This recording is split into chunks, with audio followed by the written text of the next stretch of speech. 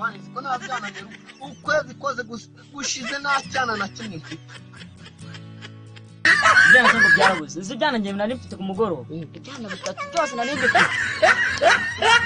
hari kimwe cyanyemeje bana none reka nguhe story ngiye yose nyiguhe yanyaye ibintu byabaye amazi yatangiye gusohoka bagira ngo twari tutangiye gukoropa waraye ureko cyanyemeje aye mite ni bami ntacyamvuye amazi yasohotse bagira ngo n'ugukoropa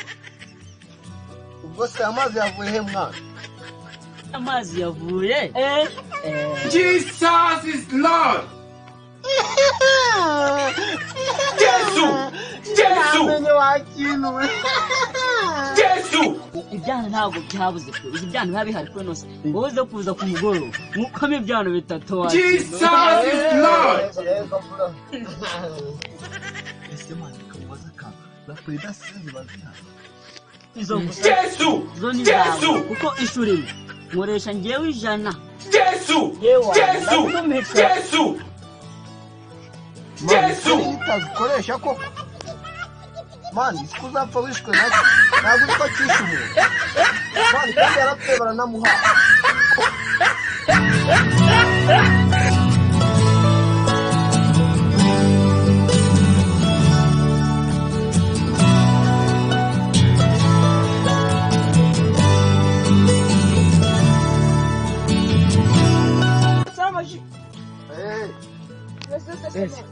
Musaza nase mumaze nari biburo nyine hari ikintu nagiye kubabaza tu agatebe kaba gateguye ngaho tubwira icyo kintu bashaka kutubwira nyine basore banjye umva ubu ngubu magaze uduhumbi ijana ariko nabuze Jesu umva nagiye ku Air Max nsanga nyifite nikoje kuri Air Force nawe mbona ndayifite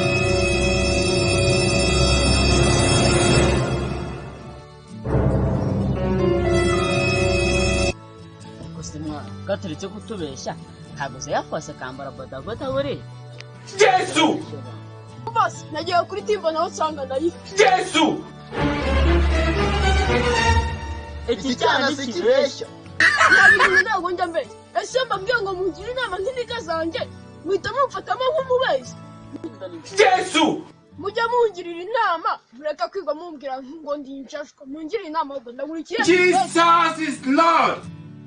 hajya uhagaze uduhumbi ijana Jesu yes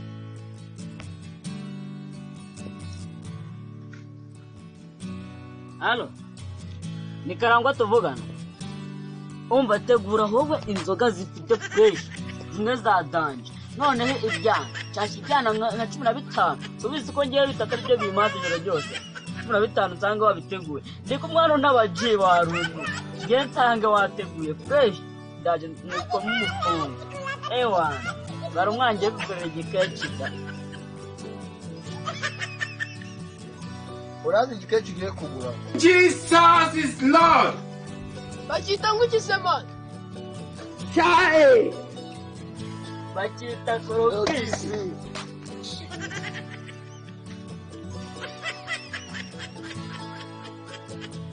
uzi igikeciki tugiye kugura